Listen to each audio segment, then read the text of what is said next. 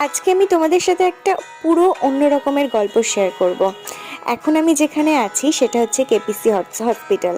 আর এখানে আমি এসেছি ইন্টার্নশিপ করার জন্য, যেটা আমার ড্রিম ছিল বলতে গেলে। আর সেটা করতে পেরে আজকে আমি খুব খুব খুব খুশি। তো অনেক কিছু ক্লিপসই তোমাদের আমি দেখাতে পারিনি, কারণ সব কিছু ক্লিপস তুলে দেখানো সম্ভব হয়ে ওঠে না, আর দেখানো যায়ও না। যতটুকু পেরেছি ফার্স্ট ডেট ততটুকু ক্লিপসই আমি তোমাদের সাথে শেয়ার করেছি।